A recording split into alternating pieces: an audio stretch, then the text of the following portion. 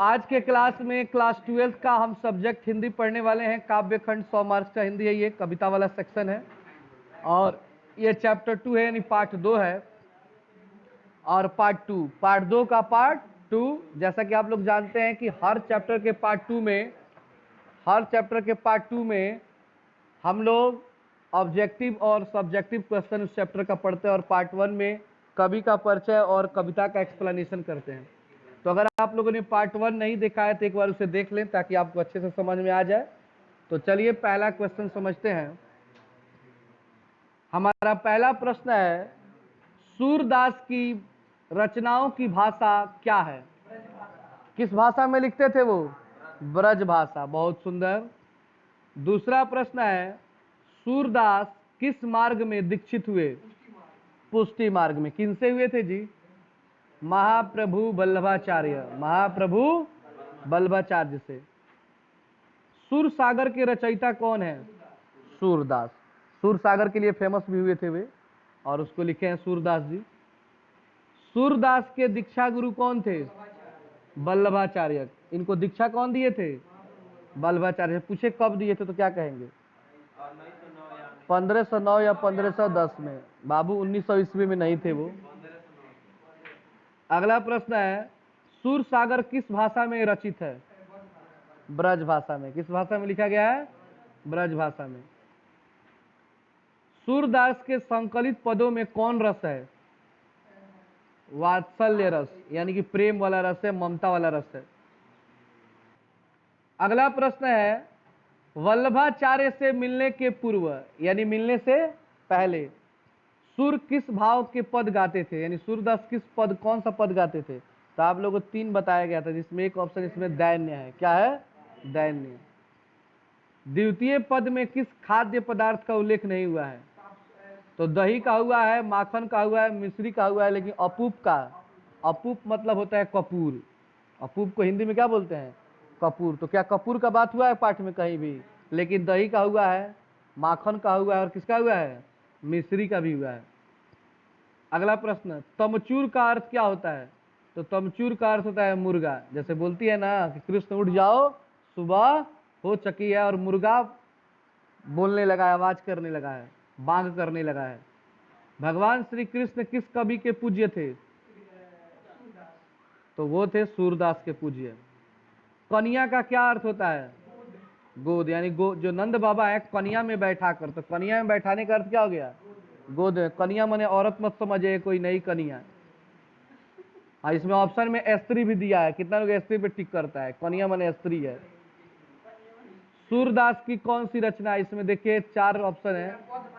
तो पद उन्होंने क्या लिखा है? और मलिक मोहम्मद जायसी ने भी क्या लिखा था? पद ही लिखा था, ध्यान रखिएगा। सॉरी, मलिक मोहम्मद जायसी ने क्या लिखा था? कड़बक लिखा था। क्या लिखा था? और इनका ये क्या है? पद है। अगला है, सूरदास किस भक्ति के कवि हैं? तो कृष्ण भक्ति के कवि हैं। किसके कवि हैं जी?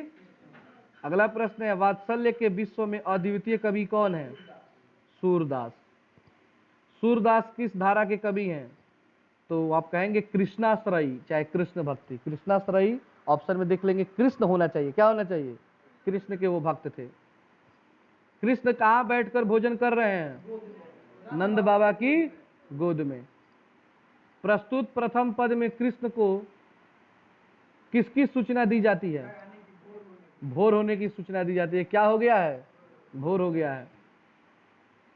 सूरदास हिंदी साहित्य के किस काल के कवि हैं? तो भक्ति काल के कवि हैं। सूरदास को किस चीज की भूख है? क्या खाना चाहते हैं वो? कृष्ण के जूठन की, जो वो नंद बाबा को खिला रहे हैं। लास्ट लाइन है कविता का। सूरदास की जन्म तिथि क्या है? यहाँ पे ऑप्शन गलत दिया है बाबू। 1475, 1475 दो बार हो गया है। तो बी नंबर ऑप्शन को कर लीजिएगा 1478 और आंसर होगा 1478। अगला प्रश्न है, कछुक खात कछुक धरनी गिरावत, यानी कुछ खाते हैं और कुछ नीचे गिराते हैं। छवि निरखती नंद रनिया, और इस दृश्य को नंद की रानी यानी यशोदा देख रही है, में कौन सा अलंकार है? तो इसमें कहेंगे अनुप्रास। अनुप्रास का अर्थ होता है प्रेम। अनुप्रास का क्या होता है? प्रेम, यानी कि जो यशोदा जी हैं वो कृष्ण को किस नजर से देख रही हैं? प्रेम और वात्सल्य की नजर से देख रही हैं, ममता की नजर से देख रही हैं। कमल कुसुम फूले नर नारी सुर श्याम में कौन सा अलंकार है? तो इसमें भी प्रेम का है, अनुप्रास का है। साहित्य लहरी किनकी रचना है? सूरदास। फिर से दोबारा आ गया है, कन्या का अर्थ क्या होता है इसको मत लिखिएगा। तो ये आपके ऑब्जेक्टिव क्वेश्चन थे कुछ। चलिए अब इसके सब्जेक्टिव क्वेश्चन को आप लोग लिख लेंगे जो आपके किताब में दिया हुआ है।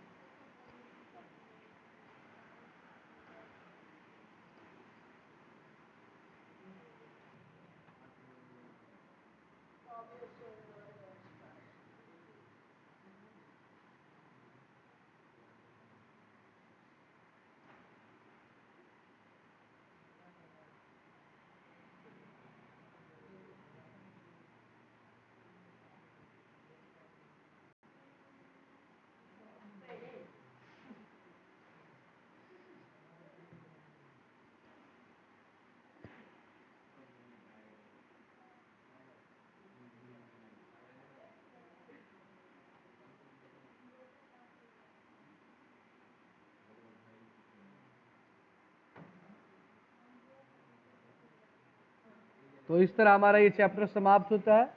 मिलते हैं अगले चैप्टर में। तो आज के लिए इतना ही।